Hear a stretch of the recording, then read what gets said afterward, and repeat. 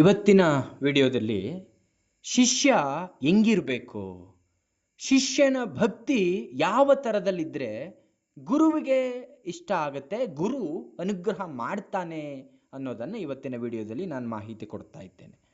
ನೋಡಿ, ನಾವು ದೇವರ ಹತ್ರ ಆಗಲಿ ಅಥವಾ ಗುರುವಿನ ಬಳಿ ಆಗಲಿ ಕಷ್ಟನ ಪರಿಹಾರ ಮಾಡು ಅಂತೇಳಿ ನಾವು ಯಾವತ್ತೂ ಕೇಳಬಾರ್ದು. ಸದ್ಗುರುನಾಥ ನನ್ನ ಭವಬಂಧನದಿಂದ ಮುಕ್ತ ಮಾಡು ಅಂತ ನಾವು ಕೇಳ್ಕೋಬೇಕು. ಯಾಕೆ ಅಂದರೆ ನಾವು ನಮ್ಮ ಹಣೆ ಬರಹದಲ್ಲಿ ಏನಿದೆಯೋ ಅದನ್ನು ಅನುಭವಿಸಿ ತೀರಬೇಕೇ ಹೊರತು ಪೂರ್ವ ಸಂಚಿತ ಕರ್ಮಾದಿಗಳನ್ನು ನಾವು ತೀರಿಸಿಯೇ ಮುಕ್ತನಾಗಬೇಕೇ ಹೊರತು ನಾವು ಅದನ್ನು ಬಿಟ್ಟರೆ ನಮ್ಮ ಕಷ್ಟಗಳನ್ನು ಪರಿಹಾರ ಮಾಡು ಅಂತ ಕೇಳೋದು ಬೇಡ. ನಿನ್ನ ಚಿಂತೆಯಿಂದ ನನ್ನನ್ನು ವಂಚಿತನಾಗದಂತೆ ನೀನು ಮಾಡಪ್ಪ, ಯಾವಾಗಲೂ ನಿನ್ನ ನಾಮಸ್ಮರಣೆಯನ್ನು ಮಾಡ್ಕೋತಾ ಇರುವಂತೆ ನೀನು ನನಗೆ ಅನುಗ್ರಹ ಮಾಡಪ್ಪ ಅಂತೇಳಿ ನಾವು ಭಗವಂತನನ್ನು ಕೇಳಬೇಕು. ಅಂತಹ ಒಬ್ಬ ಶಿಷ್ಯ, ಗುರುವನ್ನು ನೋಡದೇ ಇರತಕ್ಕಂತಹ ಶಿಷ್ಯ, ಗುರುವಿನ ಮಹಿಮೆಯನ್ನು, ಗುರುವಿನ ಲೀಲೆಯನ್ನು ಕೇಳಿ ತಿಳಿದಂತಹ ಒಬ್ಬ ತಮಿಳುನಾಡಿನ ಶಿಷ್ಯ ಗುರುವನ್ನ ಪಡ್ಕೊಂಡಂತಹ ಈ ಮಹಿಮೆ ನಿಜವಾಗ್ಲೂ ಕೂಡ ಮೈ ಜುಮ್ ಅನ್ನುವಂಥದ್ದು. ಈ ಮಹಿಮೆ ಬಗ್ಗೆ ಒಂಚೂರು ಮಾಹಿತಿಯನ್ನು ನಾನು ನಿಮಗೆ ಕೊಡ್ತೇನೆ. ಲಚ್ಚಾಣ ಸಿದ್ಧಲಿಂಗ ಸ್ವಾಮಿಗಳು ಅಂತ ಒಬ್ಬರಿದ್ದರು. ಸುಮಾರು 150 ವರ್ಷಗಳ ಹಿಂದೆ ಆಗಿ ಹೋದಂತಹ ಮಹಾತ್ಮರು.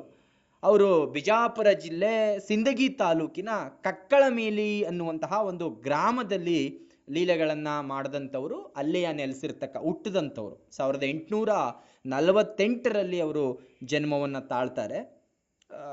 ಹುಟ್ಟಿದ ದಿನದಿಂದಲೇ ಆ ಪವಾಡವನ್ನು ಮಾಡ್ತಾ ಇದ್ರಂತೆ, ಹಲವಾರು ಪವಾಡಗಳನ್ನು, ಮಹಿಮೆಗಳನ್ನು ಮಾಡ್ತಾ ಇದ್ರಂತೆ. ಇವರ ಗುರುಗಳು ಇಂಡಿ ತಾಲೂಕಿನ ಬಂತನಾಳ ಮಠದ ಶಂಕರಲಿಂಗ ಶಿವಯೋಗಿಗಳು ಅಂತ. ಅದೆಷ್ಟು ಇವರಿಗೆ ಗುರುವಿನ ಮೇಲೆ ಪ್ರೇಮ ಇತ್ತು, ಗುರುವಿನ ಮೇಲೆ ಭಕ್ತಿ ಇತ್ತಪ್ಪ ಅಂದರೆ ಆ ಗುರುವಿಗೆ ಶಿಷ್ಯ ತುಂಬ ಇಷ್ಟ ಆಗಿಬಿಡ್ತಾರೆ. ಇವರು ಸಿದ್ಧಲಿಂಗ ಮಹಾಸ್ವಾಮಿಗಳು ಅದೆಷ್ಟೋ ಗುರು ಸೇವೆಯನ್ನು ಮಾಡ್ತಾರೆ, ತನ್ನನ್ನು ತಾನು ಗುರುವಿಗೆ ಸಮರ್ಪಣೆ ಮಾಡ್ಕೊಂಡು ಬಿಡ್ತಾರೆ. ಆ ಕಾರಣದಿಂದ ಗುರುವಿಗಿಂತಲೂ ಕೂಡ ಶ್ರೇಷ್ಠವಾಗಿರ್ತಕ್ಕಂತಹ ಕೀರ್ತಿಯನ್ನು ಪಡೀತಾರೆ. ಶಂಕರಲಿಂಗ ಶಿವಯೋಗಿಗಳು ಪ್ರಖ್ಯಾತಿಯನ್ನು ಪಡೆದಿದ್ದು ಸಿದ್ಧಲಿಂಗ ಸ್ವಾಮಿಗಳಿಂದ ಅಂದರೆ ತಪ್ಪಾಗ್ಲಿಕ್ಕಿಲ್ಲ. ಗುರುವನ್ನ ಪ್ರಚಾರ ಮಾಡ್ತಕ್ಕಂಥವನು, ಗುರುವನ್ನ ಪ್ರಖ್ಯಾತಿ ಮಾಡ್ತಕ್ಕಂಥವನು ಒಬ್ಬ ಸಮರ್ಥ ಶಿಷ್ಯನೆಯ. ಆದರೆ ಒಬ್ಬ ಸಮರ್ಥ ಶಿಷ್ಯ ಸಿಗ್ಲಿಲ್ಲ ಅಂತಂದ್ರೆ ಗುರುವಿಗೆ, ಗುರುವಿನ ಕೀರ್ತಿಯನ್ನ ಹಾಳು ಮಾಡ್ತಕ್ಕಂಥವನು ಶಿಷ್ಯನೇ, ಅಪಖ್ಯಾತಿಯನ್ನು ತಂದು ಕೊಡ್ತಕ್ಕಂಥವನು ಶಿಷ್ಯನೇ ಅನ್ನುವಂಥದ್ದನ್ನು ಕೂಡ ನಾವು ಅರ್ಥ ಮಾಡ್ಕೋಬೇಕಾಗತ್ತೆ. ಸಿದ್ಧಾರೂಢ ಅಜ್ಜ ಒಂದು ಮಾತು ಹೇಳ್ತಾ ಇದ್ರಂತೆ, ನಮಗೆ ಮಹಾತ್ಮರ ದರ್ಶನವನ್ನು ಮಾಡ್ಲಿಕ್ಕೆ ನಮಗೆ ಆಗದೇ ಇದ್ರೂ ತೊಂದರೆ ಇಲ್ಲಪ್ಪ, ನಮಗೆ ಪುಣ್ಯಕ್ಷೇತ್ರಗಳನ್ನು ನೋಡ್ಲಿಕ್ಕೆ ಆಗದೇ ಇದ್ರೂ ಅಡ್ಡಿ ಇಲ್ಲಪ್ಪ, ಆದರೆ ಆ ಮಹಾತ್ಮರನ್ನ, ಆ ಪುಣ್ಯಕ್ಷೇತ್ರಗಳನ್ನು ನಾವು ಕುಂತಲ್ಲಿಯೇ ಭಕ್ತಿಯಿಂದ ನಾವು ಕಣ್ಮುಚ್ಚಿ ಸ್ಮರಣೆ ಮಾಡಿದ್ರೆ ಸಾಕು, ಅಲ್ಲಿ ಹೋಗಿ ಬಂದಷ್ಟೇ ಪುಣ್ಯ ನಮಗೆ ಬರ್ತೈತೆ ಅಂತ ಸಿದ್ಧಾರೂಢ ಅಜ್ಜ ಹೇಳ್ತಾ ಇದ್ರಂತೆ.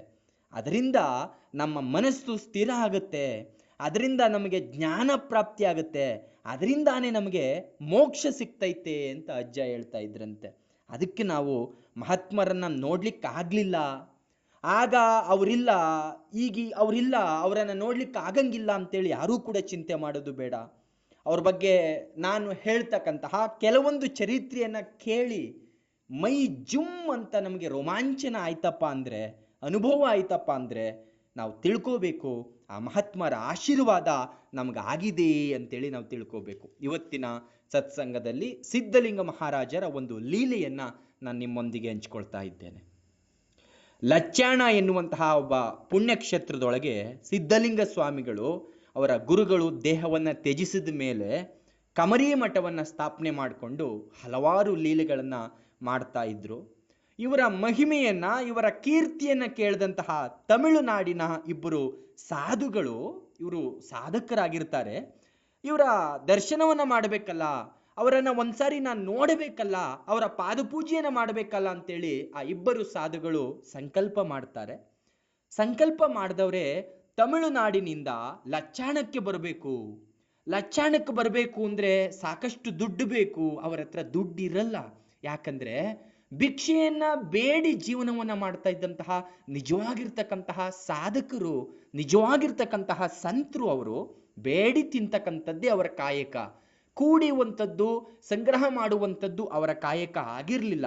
ಆದರೂ ಕೂಡ ಇಬ್ಬರು ಆಲೋಚನೆ ಮಾಡ್ತಾರೆ, ನಾವಂತೂ ಹೆಂಗಾದ್ರೂ ಸರಿ ಗುರು ದರ್ಶನವನ್ನ ಮಾಡಲೇಬೇಕು, ದುಡ್ಡಿಲ್ಲ ಅಂತ ಯೋಚನೆ ಮಾಡ್ತಕ್ಕಂಥದ್ದು ಬೇಡ. ಸಿದ್ಧಲಿಂಗ ಸ್ವಾಮಿಗಳು ನಿಜವಾಗಿಯೂ ಕೂಡ ಭಕ್ತ ವತ್ಸಲರೇ ಆಗಿದ್ರೆ, ಸಿದ್ಧಲಿಂಗ ಮಹಾರಾಜರು ನಿಜವಾಗಿಯೂ ಕೂಡ ಪವಾಡ ಪುರುಷರೇ ಆಗಿದ್ರೆ, ನಮ್ಮನ್ನ ಅವರ ಕ್ಷೇತ್ರಕ್ಕೆ ಯಾವುದೇ ತೊಂದರೆ ಇಲ್ದಂಗೆ ಕರೆಸ್ಕೋತಾರೆ. ನಾವು ಸಂಪೂರ್ಣವಾಗಿ ಅವರ ಮೇಲೆ ಭಾರವನ್ನ ಹಾಕಿ ಹೊರಡೋಣ.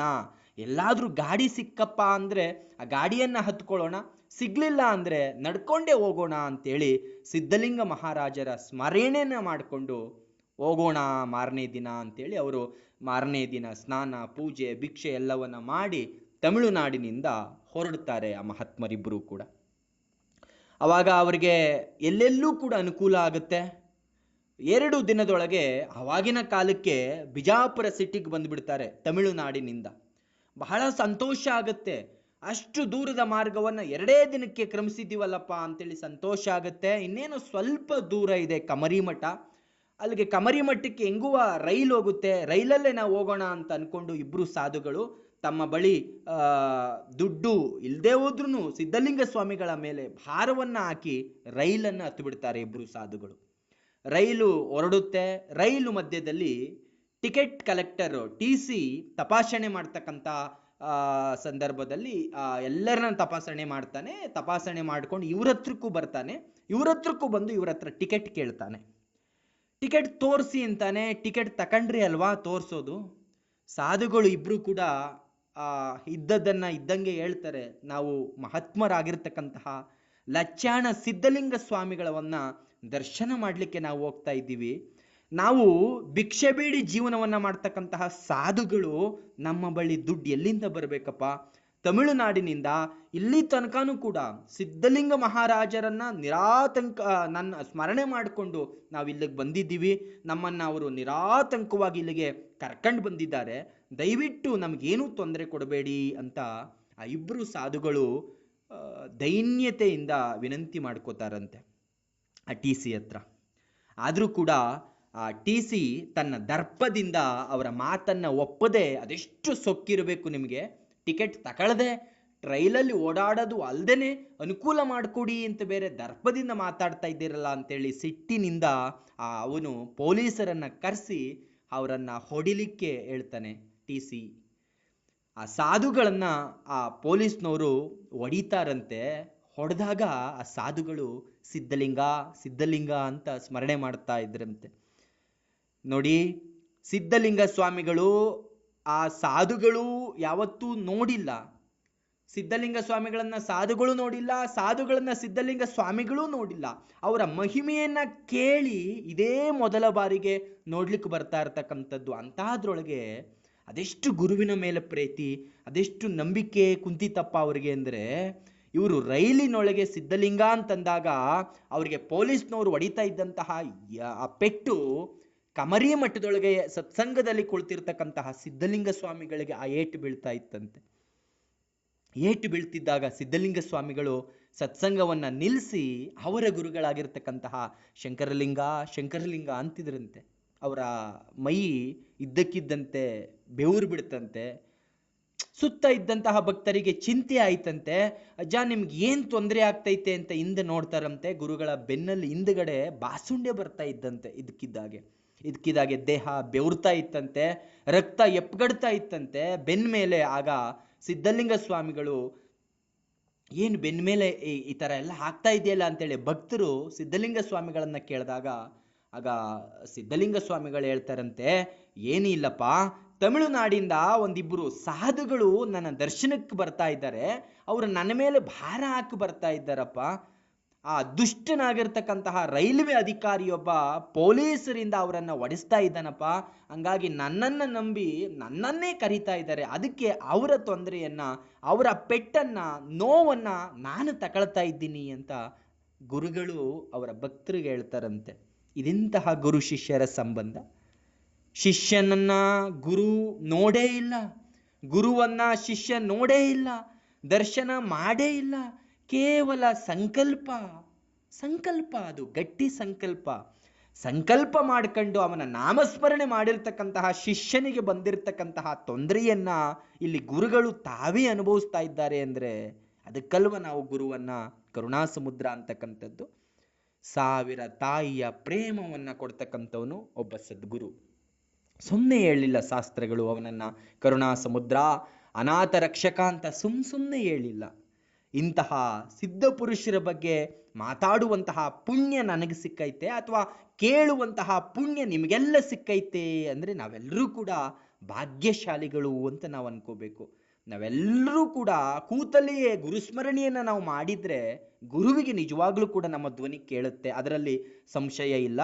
ನೀವೇ ನನ್ನ ಜವಾಬ್ದಾರಿಯನ್ನು ತಕೊಂಡು ನನ್ನನ್ನು ಉದ್ಧಾರ ಮಾಡಬೇಕು ಅಂತ ಪ್ರಾರ್ಥನೆಯನ್ನು ನಾವು ಮಾಡಿದ್ವಿ ಅಂದರೆ ಗುರುಗಳು ಯಾವತ್ತೂ ಕೂಡ ಕೈ ಬಿಡಂಗಿಲ್ಲ ಅನ್ನುವಂತಹ ಮಾತನ್ನ ಈ ಸಂದರ್ಭದೊಳಗೆ ನಾನು ನಿಮ್ಮೆಲ್ಲ ವರ್ಗದವ್ರಿಗೆ ಹೇಳಲಿಕ್ಕೆ ಬಯಸ್ತೇನೆ. ಅಲ್ಲಿ ರೈಲಲ್ಲಿ ಸಾಧುಗಳನ್ನ ಪೊಲೀಸರು ಹೊಡೆದ್ರು, ಸಾಧುಗಳು ಇಬ್ರು ಮಾತಾಡ್ಕೋತಾರೆ. ಅಷ್ಟು ಪೊಲೀಸ್ನವರು ನಮ್ಮನ್ನ ಹೊಡೆದ್ರು ಕೂಡ ನಮಗೆ ಒಂದಿಷ್ಟು ನೋವಾಗಿಲ್ವಲ್ಲ ಅಂತೇಳಿ ತಮಿಳುನಾಡಿನಿಂದ ಬಿಜಾಪುರಕ್ಕೆ ಬಂದು ಅಲ್ಲಿಂದ ಲಚ್ಚಾಣರ ಆಶ್ರಮಕ್ಕೆ, ಸ್ವಾಮಿಗಳ ಆಶ್ರಮಕ್ಕೆ ಅರ್ಧ ದಾರಿಗೆ ಬರುವವರೆಗೂ ಕೂಡ ಏನೂ ತೊಂದರೆ ಆಗಲಿಲ್ಲ. ಆದರೆ ಈಗ ಇನ್ನೇನೋ ಚೂರು ಹೋಗಬೇಕು ಸ್ವಾಮಿಗಳ ಆಶ್ರಮದ ಹತ್ರಕ್ಕೆ ಎನ್ನುವಾಗ ನಮಗೆ ತೊಂದರೆ ಆಗ್ತಾ ಇದೆ ಅಂದರೆ ಇದು ಗುರುವಿನ ಲೀಲೆಯೇ ಇರಬೇಕು. ನಾವು ಮಾಡಿರ್ತಕ್ಕಂತಹ ಪ್ರಾರಬ್ಧವ ಕರ್ಮವೇ ಇರಬೇಕು. ಆ ಕರ್ಮವನ್ನು ಗುರುವಿನ ದರ್ಶನಕ್ಕೆ ಮೊದಲೇ ಗುರುವೇ ನಮ್ಮನ್ನು ಈ ರೀತಿಯಲ್ಲಿ ನಮಗೆ ಶಿಕ್ಷೆಯನ್ನು ಕೊಟ್ಟು ಆ ಕರ್ಮವನ್ನು ಕಳೀತಾ ಇದ್ದಾನೆ ಅಂತ ಇಬ್ಬರು ಸಾಧುಗಳು ಸ್ಮರಣೆ ಮಾಡಿಕೊಂಡು ಬರೀ ಕಾಲಲ್ಲೇ ಅಲ್ಲಿಂದ ನಡ್ಕೋತಾ ಬರ್ತಾರೆ ಆಶ್ರಮದ ಕಡೆಗೆ. ಸಾಧುಗಳು ದೂರ್ಲಿಲ್ಲ ಗುರುವನ್ನ. ಏನಪ್ಪ, ನಾನು ನಿನ್ನನ್ನು ದರ್ಶನ ಮಾಡ್ಲಿಕ್ಕೆ ನಿನ್ನ ಮೇಲೆ ಭಾರ ಹಾಕಿ ಬರ್ತಾ ಇದ್ದೇನೆ, ನೀನು ನೋಡಿದ್ರೆ ನನಗೆ ಪೊಲೀಸ್ ಅವರಿಂದ ಒಡಿಸ್ತಲ್ಲ ಅಂತೇಳಿ ಆ ಸಾಧುಗಳು ದೂರ್ಲಿಲ್ಲ. ಅದರ ಬದಲಾಗಿ ನನ್ನ ಕರ್ಮ ಕಳೀತಾ ಇದೆ, ನನ್ನ ಕರ್ಮವನ್ನು ಗುರು ಕಳೀತಾ ಇದ್ದಾನೆ, ಆ ಕಾರಣಕ್ಕಾಗಿ ನಾನು ಗುರುವನ್ನು ನಾನು ಬಿಡಬಾರ್ದು ಅಂತೇಳಿ ಅವರು ಇನ್ನೂ ಹೆಚ್ಚು ನಾಮಸ್ಮರಣೆ ಮಾಡ್ಕೋತಾ ಬರ್ಲಿಕ್ಕೆ ಶುರು ಮಾಡಿಕೊಂಡ್ರು. ಅದೇ ಪರಿಸ್ಥಿತಿಯಲ್ಲಿ ನಾವಾಗಿದ್ರೆ ಗುರುವನ್ನೇ ದೂರ್ತಾ ಇದ್ವೇನೋ ಅಥವಾ ಗುರುವಿಗೆ ಶಾಪ ಆಗ್ತಾ ಇದ್ವೇನೋ. ಆದರೆ ಅಂತಹ ಮಹಾಮಹಿಮರು ಹಂಗೆ ಮಾಡಲಿಲ್ಲ, ಸ್ಮರಣೆ ಮಾಡ್ಕೋತಾ ನಡ್ಕೋತಾ ಬಂದರು. ನಡ್ಕೋತಾ ಬಂದಾಗ ಎಲ್ಲ ಪ್ರಯತ್ನಗಳನ್ನು ಇಲ್ಲಿ ಆಶ್ರಮದಲ್ಲಿದ್ದಂತಹ ಸಿದ್ಧಲಿಂಗ ಸ್ವಾಮಿಗಳು ಮಠದಿಂದ ಹೊರಗಡೆ ಬಂದು ರೈಲ್ವೆ ಟ್ರ್ಯಾಕ್ ಹತ್ರ ಬಂದು ತನ್ನ ಗುರು ಆಗಿರ್ತಕ್ಕಂತಹ ಶಂಕರಲಿಂಗರನ್ನು ನೆನೆಸ್ಕೊಂಡು ವಿಭೂತಿಯಿಂದ ರೈಲ್ವೆ ಟ್ರ್ಯಾಕ್ ಮೇಲೆ ಓಂ ಅಂತ ಬರೆದ್ರಂತೆ. ಓಂ ಅಂತ ಬರೆದು ಅವ್ರ ಆಶ್ರಮಕ್ಕೆ ಹೋಗ್ತಾರಂತೆ. ಆಮೇಲೆ ಬಂದಂತಹ ರೈಲು ಈ ಓಂ ಅಂತ ಬರೆದಿದ್ರಲ್ಲ ಟ್ರ್ಯಾಕ್ ಮೇಲೆ, ಆ ಟ್ರ್ಯಾಕ್ ಮೇಲೆ ಬರೆದಿರ್ತಕ್ಕಂತಹ ಓಂಕಾರವನ್ನು ಆ ರೈಲು ದಾಟ್ಲಿಲ್ವಂತೆ. ಇದ್ದಕ್ಕಿದ್ದಾಗೆ ಅಲ್ಲೇ ನಿಂತೋಯ್ತಂತೆ. ಯಾಕೆ ನಿಂತೋಯ್ತು ಅಂತ ಎಲ್ಲ ಪರೀಕ್ಷೆನ ಮಾಡ್ತಾರೆ, ಇಂಜಿನಿಯರ್ ಬರ್ತಾರೆ, ಟೆಸ್ಟ್ ಮಾಡ್ತಾರೆ, ಅವ್ರಿಗೆ ಯಾವ ದೋಷನೂ ಕೂಡ ಕಾಣಂಗಿಲ್ಲ. ಆದರೆ ಇಂಜಿನ್ ಮಾತ್ರ ಸ್ಟಾರ್ಟ್ ಆಗ್ತಾ ಇಲ್ಲ. ರೈಲು 3 ದಿನ ಆಗುತ್ತೆ, 3 ದಿನ ಆದರೂ ಕೂಡ ರೈಲು ಅಲ್ಲೇ ನಿಂತಿರುತ್ತೆ. ಯಾರಿಗೂ ಯಾವ ದೋಷನೂ ಕಾಣ್ತಾ ಇರಲ್ಲ. ಬೇರೆ ಬೇರೆ ಟೆಕ್ನಿಷಿಯನು, ಬೇರೆ ಬೇರೆ ಇಂಜಿನಿಯರ್ಗಳು, ಅದರಲ್ಲಿ ನುರಿತರಾಗಿರ್ತಕ್ಕಂಥವ್ರು ಎಲ್ಲರೂ ಕೂಡ ಬಂದು ಅಲ್ಲಿ ಪರೀಕ್ಷೆಯನ್ನು ಮಾಡ್ತಾರೆ. ಆದರೂ ಕೂಡ ಅವರಿಗೆ ಏನು ಮಾಡಬೇಕು ಅಂತ ಗೊತ್ತಾಗೋದಿಲ್ಲ. ಅಲ್ಲಿ ನಡ್ಕೊಂಡು ಬರ್ತಾ ಇದ್ರಲ್ಲ ತಮಿಳುನಾಡಿನ ಸಾಧುಗಳು, ನಡ್ಕೊಂಡು ಲಚ್ಚಾಣ ಸ್ವಾಮಿಗಳ ಆಶ್ರಮಕ್ಕೆ ಬಂದ್ಬಿಡ್ತಾರೆ. ಸಿದ್ಧಲಿಂಗ ಮಹಾರಾಜರನ್ನ ನೋಡ್ತಾರೆ, ದರ್ಶನವನ್ನ ಮಾಡ್ತಾರೆ, ಆನಂದ ಬಾಷ್ಪವನ್ನ ಸುರಿಸ್ತಾರೆ, ಕಣ್ಣೀರಾಗ್ತಾರೆ. ಗುರುವೇ, ನನ್ನ ಜೀವನದಲ್ಲಿ ನಿನ್ನ ದರ್ಶನ ಭಾಗ್ಯ ಇಲ್ಲ ಅಂತ ಅನ್ಕೊಂಡಿದ್ವಿ, ಆದರೆ ದರ್ಶನವನ್ನ ಕೊಟ್ಟಿಯ ತಂದೆ ಅಂತೇಳಿ ಕಣ್ಣೀರನ್ನ ಸುರಿಸ್ತಾರೆ. ಗುರುವಿನ ಪಾದದ ಮೇಲೆ ಬಿದ್ದು ನಮಸ್ಕಾರ ಮಾಡ್ತಾರೆ. ಆಗ ಸಾಧುಗಳು ಸಿದ್ಧಲಿಂಗ ಮಹಾರಾಜರಿಗೆ ಹೇಳ್ತಾರೆ, ಅಪ್ಪ, ಬರುವಾಗ ಅದೆಷ್ಟು ಕಷ್ಟ ಆಯಿತು ಗೊತ್ತಪ್ಪ, ರೈಲ್ನಲ್ಲಿ ಪೊಲೀಸ್ನವರು ನನ್ನನ್ನು ಹೊಡೆದ್ರು, ಆದರೆ ನನಗೆ ಒಂದಷ್ಟು ಪೆಟ್ಟು ಬಿದ್ದರೂ ಕೂಡ ನನಗೊಂದು ಚೂರು ನನಗೆ ನೋವಾಗ್ಲಿಲ್ಲಪ್ಪ ಅಂತ ಶಿಷ್ಯರು ಹೇಳ್ತಾರೆ. ಆಗ ಪಕ್ಕದಲ್ಲೇ ಇದ್ದಂತಹ ಆಶ್ರಮದ ಸತ್ಸಂಗದಲ್ಲಿ ಇದ್ದಂತಹ ಶಿಷ್ಯರು ಹೇಳ್ತಾರೆ, ನಿಮಗೆ ಬೀಳಬೇಕಾದಂತಹ ಪೆಟ್ಟನ್ನ ನಮ್ಮ ಗುರುಗಳು ಅನುಭವಿಸ್ತಾ ಇದ್ರಪ್ಪ, ಅದನ್ನು ಸ್ವೀಕಾರ ಮಾಡಿ ಅವರು ಅನುಭವಿಸ್ತಾ ಇದ್ರು, ಆ ನೋವನ್ನು ಅವರು ತಿಂತಾ ಇದ್ರಪ್ಪ ಅಂತಂದಾಗ ಆ ಶಿಷ್ಯರ ಇಬ್ಬರ ಕಣ್ಣಲ್ಲೂ ಕೂಡ ಧಾರಾಕಾರವಾಗಿ ನೀರು ಬಂದ್ಬಿಡುತ್ತಂತೆ. ಆಗ ಸಿದ್ಧಲಿಂಗ ಮಹಾರಾಜರು ಅವರನ್ನು ಸಮಾಧಾನ ಮಾಡಿ ಕೈ ಮಾಡಿ ತೋರಿಸ್ತಾರೆ. ನೋಡಪ್ಪ, ಅಲ್ಲಿ ನಿಂತೈತಲ್ಲ ಅದೇ ರೈಲ್ ಒಳಗೆ ನೀವು ಬರ್ತಾ ಇದ್ದಿದ್ದು ಅದೇ ರೈಲ್ ಒಳಗ ಅಂತೇಳಿ ಬಲಗಡೆಗೆ ಕೈ ಮಾಡಿ ತೋರಿಸ್ತಾರಂತೆ. ನೀವು ಬರೋ ತನಕ ಆ ರೈಲು ನಿಲ್ಲಿ ಅಂತ ನಾನು ಇಲ್ಲೇ ನಿಲ್ಸಿದ್ದೀನಿ, ನೋಡಪ್ಪ ಅದೇ ರೈಲ ಅಂತ ಆ ಕಡೆಗೆ ಬೆರಳನ್ನ ಮಾಡಿ ತೋರಿಸ್ತಾರಂತೆ ಗುರುಗಳು. ಅಲ್ಲಿ ರೈಲ್ವೆ ಅಧಿಕಾರಿಗಳು ಎಲ್ಲ ಬಂದು 3 ದಿನದಿಂದ ರೈಲು ಸ್ಟಾರ್ಟ್ ಆಗ್ತಾ ಇಲ್ಲ, ಸಮಸ್ಯೆ ಗೊತ್ತಾಗ್ತಾ ಇಲ್ಲ ಅಂತ ಚಿಂತೆ ಮಾಡ್ತಾ ಕೂತಿರ್ತಾರೆ. ಆ ಗುಂಪಿನಲ್ಲೊಬ್ಬ ಅಧಿಕಾರಿ ಇರ್ತಾರೆ, ವಯಸ್ಸಾಗಿರ್ತಕ್ಕಂತಹ ಅಧಿಕಾರಿ ನೋಡ್ತಾರೆ, ಪಕ್ಕದಲ್ಲೇ ಒಂದು ಗೋಪುರ ಕಾಣಿಸ್ತಾ ಇದೆ, ಒಂದು ದೇವಸ್ಥಾನ ಕಾಣಿಸ್ತಾ ಇದೆ. ಏನಿದು ದೇವಸ್ಥಾನ ಅಂತೇಳಿ ಅಲ್ಲಿ ಇರ್ತಕ್ಕಂತಹ ಸ್ಥಳೀಕರನ್ನ ವಿಚಾರ ಮಾಡ್ತಾರೆ. ಆ ಸ್ಥಳೀಕರನ್ನ ವಿಚಾರ ಮಾಡಿದಾಗ ಆ ಸ್ಥಳೀಕರು ಹೇಳ್ತಾರೆ, ಅಲ್ಲಿ ಸಿದ್ಧಲಿಂಗ ಸ್ವಾಮಿಗಳು ಅಂತ ಒಬ್ರು ಇರ್ತಾರೆ, ಅವರನ್ನ ನಾವು ಶಿವಸ್ವರೂಪಿಗಳು ಅಂತ ಕರೀತೀವಿ. ಅವರು ನಿನ್ನೆ ನಡೆದಿದ್ದು ನಾಳೆ ನಡೆದಿದ್ದು ಎಲ್ಲವನ್ನ ಹೇಳ್ತಾರೆ, ಜೊತೆಗೆ ಸಾಕಷ್ಟು ಲೀಲೆಗಳನ್ನ ಮಾಡ್ತಾ ಇದ್ದಾರೆ. ಅದು ಸಿದ್ಧಲಿಂಗ ಸ್ವಾಮಿಗಳು ಇರತಕ್ಕಂತಹ ಕಮರಿಮಠ ಆಶ್ರಮ. ನೀವು ಬೇಕಾದ್ರೆ ಅಲ್ಲೋಗಿ ಅವರನ್ನ ಆಶೀರ್ವಾದವನ್ನ ಪಡ್ಕೊಳ್ರಿ, ದರ್ಶನವನ್ನ ಪಡ್ಕೊಳ್ರಿ. ನಿಮ್ಮ ರೈಲು ಸ್ಟಾರ್ಟ್ ಆಗ್ಲಿಕ್ಕೆ ಅವರೇ ಪರಿಹಾರವನ್ನ ಕೊಡಬಹುದು ಅಂತ ಸ್ಥಳೀಕ ಒಂದು ಸಲಹೆಯನ್ನ ಕೊಡ್ತಾನೆ. ಆ ಸಲಹೆಯನ್ನ ಕೇಳಿದಂತಹ ಅಧಿಕಾರಿಗಳು, ಏನು ಬೇರೆ ದಾರಿ ಇಲ್ವಲ್ಲ, ಎಲ್ಲ ಪ್ರಯತ್ನವನ್ನ ಮಾಡ್ತಾ ಇದ್ದೀವಿ, ಎಲ್ಲ ಪ್ರಯತ್ನವನ್ನ ಮಾಡಿದ್ರು ಕೂಡ ಏನೂ ಸಮಸ್ಯೆಗೆ ಪರಿಹಾರ ಸಿಗ್ತಾ ಇಲ್ಲ ಅಂತಂದಾಗ ಕೊನೆಯ ಪರಿಹಾರವಾಗಿ ಇದಾಗಿ ಅಲ್ಲಿಗೆ ಸಿದ್ಧಲಿಂಗ ಸ್ವಾಮಿಗಳ ಹತ್ರಕ್ಕೆ ಎಲ್ಲ ಅಧಿಕಾರಿಗಳು ಕೂಡ ಬರ್ತಾರೆ. ಎಲ್ಲ ಅಧಿಕಾರಿಗಳು ಕೂಡ ಬಂದಾಗ ಆ ಗುಂಪಿನಲ್ಲಿ TC ಕೂಡ ಇರ್ತಾನೆ. ಆ ಸಾಧುಗಳನ್ನ ಥಳಿಸಿದ್ನಲ್ಲ, ಆ ಪೊಲೀಸ್ನವ್ರಿಗೆ ಹೇಳಿ ಹೊಡೆಸಿದ್ನಲ್ಲ, ಆ TC ಕೂಡ ಬಂದಿರ್ತಾನೆ. ಆ TC ನೋಡ್ತಾನೆ, ಸಿದ್ಧಲಿಂಗ ಸ್ವಾಮಿಗಳ ಬಳಿಯಲ್ಲಿ ಕೂತಿರ್ತಕ್ಕಂತಹ ಆ ತಮಿಳುನಾಡಿನ ಇಬ್ರು ಭಕ್ತರನ್ನ ನೋಡಿ ಪಶ್ಚಾತ್ತಾಪ ಪಡ್ತಾನೆ. ಆಮೇಲೆ ಅವ್ರ ಹತ್ರಕ್ಕೆ ಬಂದು ಕ್ಷಮೆಯನ್ನು ಕೂಡ ಕೇಳ್ತಾನೆ. ಆಗ ಸಿದ್ಧಲಿಂಗ ಸ್ವಾಮಿಗಳು ಹೇಳ್ತಾರೆ, ನೋಡಪ್ಪ, ಸರ್ಕಾರ ಅಂದ್ರೆ ದೇವ್ರಿದ್ದಂಗಪ್ಪ. ಸರ್ಕಾರಿ ವೃತ್ತಿಯನ್ನ ಮಾಡ್ತಕ್ಕಂಥವ್ರು ಅಂದ್ರೆ ನೀವೆಲ್ಲರೂ ಕೂಡ ದೇವದೂತರಿದ್ದಂಗಪ್ಪ. ದೇವದೂತರಿಗೆ ರಕ್ಷಣೆ ಮಾಡುವಂತಹ ಗುಣ ಇರಬೇಕೇ ವಿನಃ ನಾಶ ಮಾಡುವಂತಹ, ಹಿಂಸೆ ಮಾಡುವಂತಹ ಗುಣ ಇರಬಾರದಪ್ಪ. ನೀವು ದೇವಸ್ವರೂಪರಿದ್ರೂ ಕೂಡ ದೇವತಾ ಮನುಷ್ಯರೇ ಆಗಿರ್ತಕ್ಕಂತಹ ಈ ಮಹಾತ್ಮರನ್ನ ಹೊಡಿಸಿ ರೈಲಿನಿಂದ ಮಧ್ಯದಲ್ಲಿ ಕೆಳಗಿಳಿಸಿದ್ಯಲ್ಲಪ್ಪ, ಇದು ತಪ್ಪಲ್ಲೇನಪ್ಪ. ನೀನು ಮನಸ್ಸನ್ನ ಮಾಡಿದ್ರೆ ನಿನ್ನ ಜೇಬ್ನಲ್ಲೇ ದುಡ್ಡನ್ನ ತೆಗೆದು ಟಿಕೆಟನ್ನ ಇವರಿಗೆ ಕೊಡಿಸಿದ್ದಿದ್ರೆ ನಿನ್ನ ಪುಣ್ಯ ಹೆಚ್ಚಾಗ್ತಾ ಇತ್ತು, ಇನ್ನೂ ಕೂಡ ದೊಡ್ಡ ಅಧಿಕಾರಿ ಆಗ್ತಾ ಇದ್ದೆ. ಈ ಪಾಪನ ನೀನು ಮಾಡಿ ಈ ಕೊನೆಗೆ ಆ ಪಾಪದ ಫಲದಿಂದ ಈ ರೈಲನ್ನ ಇಲ್ಲಿ ನಿಲ್ಲುವಾಗ ನೀನು ಮಾಡ್ದಲ್ಲಪ್ಪ ಅಂತ ಸ್ವಾಮಿಗಳು ಹೇಳ್ತಾರೆ. ಆಗ ಅಧಿಕಾರಿ ಗಡಗಡನೆ ನಡುಗ್ಲಿಕ್ಕೆ ಶುರು ಮಾಡ್ತಾರಂತೆ, ಕ್ಷಮಿಸಿ ಅಂತ ಪರಿಪರಿಯಾಗಿ ಬೇಡ್ತಾರಂತೆ. ಅವಾಗ ಮತ್ತೊಮ್ಮೆ ಇಂತಹ ಕೆಲಸವನ್ನ ನೀನು ಮಾಡಬೇಡ, ಯಾರೇ ಸಾಧುಗಳು ಯಾರೇ ಸಂತರು ಇದ್ರಪ್ಪ ಅಂದ್ರೆ ಅವರನ್ನ ಒಡೆಯಕ್ಕೆ ಬಡಿಯಕ್ಕೆ ಹೋಗಬೇಡಿ, ಅವರನ್ನ ನಿಂದಿಸಬೇಡಿ, ಸಾಧ್ಯ ಆದ್ರೆ ಅವರಿಗೆ ಅನುಕೂಲ ಮಾಡಿ, ಇಲ್ಲಪ್ಪ ಅಂದ್ರೆ ಸುಮ್ಮನೆ ಅವರಷ್ಟಕ್ಕೆ ಅವರನ್ನ ಬಿಟ್ಬಿಡಿ ಇರ್ಲಿಕ್ಕೆ ಅಂತ ಉಪದೇಶವನ್ನ ಹೇಳಿ ಆ ರೈಲ್ವೆ ನಿಂತಿತ್ತಲ್ಲ ಅಲ್ಲಿಗೆ ಸಿದ್ಧಲಿಂಗ ಮಹಾರಾಜರು ಬಂದ್ರಂತೆ. ತಮ್ಮ ಗುರುಗಳಾಗಿರ್ತಕ್ಕಂತಹ ಶಂಕರಲಿಂಗ ಸ್ವಾಮಿಗಳನ್ನ ಸ್ಮರಣೆ ಮಾಡಿ ಹರ ಹರ ಮಹಾದೇವ್ ಅಂತೇಳಿ ರೈಲ್ವೆ ಇಂಜಿನ್ ಮೇಲೆ ತಾವು ಹಸ್ತವನ್ನ ಇಟ್ಟರಂತೆ. ಅಷ್ಟೇಯ 3 ದಿನದಿಂದ ನಿಂತಿರ್ತಕ್ಕಂತಹ ರೈಲು ತನ್ನಷ್ಟಕ್ಕೆ ತಾನೇ ಸ್ಟಾರ್ಟ್ ಆಗೋಯ್ತಂತೆ. ಇದೆಂತಹ ಘಟನೆ, ಇದೆಂತಹ ಪವಾಡ ಇದು! ಎಂತಹ ದಿವ್ಯವಾಗಿರ್ತಕ್ಕಂತಹ ಶಕ್ತಿ ಲಚ್ಚಾಣ ಸಿದ್ಧಲಿಂಗ ಮಹಾರಾಜರಿಗಿತ್ತು ಅಂದ್ರೆ ಅಂತಹ ಸಿದ್ಧಲಿಂಗ ಮಹಾರಾಜರನ್ನ ಸ್ಮರಿಸ್ತಕ್ಕಂಥದ್ದು ನಮ್ಮೆಲ್ಲರ ಭಾಗ್ಯ ಅಂತಂದ್ರೂ ಕೂಡ ತಪ್ಪಾಗ್ಲಿಕ್ಕಿಲ್ಲ. ರೈಲು ಸ್ಟಾರ್ಟ್ ಆದಾಗ ಅಲ್ಲಿರ್ತಕ್ಕಂಥ ಅಧಿಕಾರಿಗಳಿಗೆ ತುಂಬಾ ಸಂತೋಷ ಆಗಿಬಿಡುತ್ತೆ.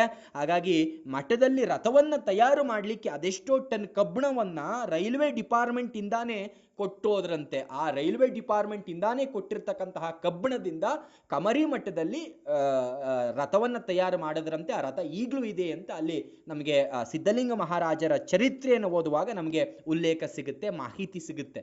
ಎಲ್ಲ ಪವಾಡಗಳು ನಡೀತಾ ಸುಳ್ಳ ಅಂತ ಅನ್ನಿಸಬಹುದು. ಆದರೆ ನೀವು ಬಿಜಾಪುರ ಜಿಲ್ಲೆಯ ಕಮರಿ ಮಠಕ್ಕೆ ನೀವು ಹೋಗಿ ನೀವು ಭೇಟಿಯನ್ನ ಕೊಟ್ರೆ, ಅಲ್ಲಿಯ ಸ್ಥಳೀಕರನ್ನ ನೀವು ಭೇಟಿಯನ್ನ ಕೊಟ್ರೆ ನಿಮಗೆ ನಿಜವಾಗಿರ್ತಕ್ಕಂತಹ ನಿಜ ದರ್ಶನ ಅಲ್ಲ ಆಗುತ್ತೆ. ನಿಮಗೆ ನಿಮ್ಮ ಎಲ್ಲ ಡೌಟ್ಗಳಿಗೆ ಉತ್ತರ ಸಿಗುತ್ತೆ. ಯಾಕಂದ್ರೆ ಇದು ಕಥೆಯಲ್ಲ ಅಥವಾ ಇದು ಏನೋ ಕಲ್ಪಿತವಾಗಿರ್ತಕ್ಕಂಥದ್ದು ಅಲ್ಲ, ಇದು ನಿಜವಾಗಿ ನಡೆದಿರ್ತಕ್ಕಂಥದ್ದು. ಕಮರಿ ಮಠ ರೈಲ್ವೆ ಸ್ಟೇಷನ್ ಪಕ್ಕದಲ್ಲೇ ಇದೆ. ರೈಲ್ವೆ ಅಧಿಕಾರಿಗಳು ಕಬ್ಬಿಣವನ್ನು ಕೊಟ್ಟಿರ್ತಕ್ಕಂಥದ್ದಕ್ಕೆ ಸಾಕ್ಷಿ ಇದೆ. ಎಲ್ಲವೂ ಕೂಡ ನಮಗೆ ಮಾಹಿತಿ ಸಿಗುತ್ತೆ.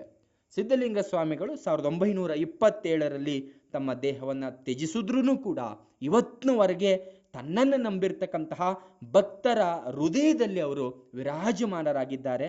ಅಂತಹ ಸದ್ಗುರು ಲಚ್ಚಾಣ ಸಿದ್ಧಲಿಂಗ ಮಹಾರಾಜರ ಆಶೀರ್ವಾದ, ಅವರ ಕೃಪಾದೃಷ್ಟಿ ನಿಮ್ಮೆಲ್ಲರ ಮೇಲೆ ಸದಾಕಾಲ ಇರಲಿ ಅಂತ ನಾನು ಬೇಡ್ತಾ ನನ್ನ ಮಾತಿಗೆ ವಿರಾಮ ಕೊಡ್ತಾ ಇದ್ದೇನೆ. ಇನ್ನು ಮುಂದಿನ ವಿಡಿಯೋದಲ್ಲಿ ಮತ್ತೆ ಇನ್ನೊಂದಷ್ಟು ಸಾಧಕರ, ಇನ್ನೊಂದಷ್ಟು ಸಿದ್ಧಿಪುರುಷರ ವಿಡಿಯೋವನ್ನು ಮಾಡ್ಕೊಳ್ಳೋಣ. ಅದರ ಜೊತೆಗೆ ನಾವು ಮತ್ತೆ ಭೇಟಿಯಾಗೋಣ ಅಂತ ಹೇಳ್ತಾ ನನ್ನ ಮಾತನ್ನು ಮುಗಿಸ್ತಾ ಇದ್ದೇನೆ.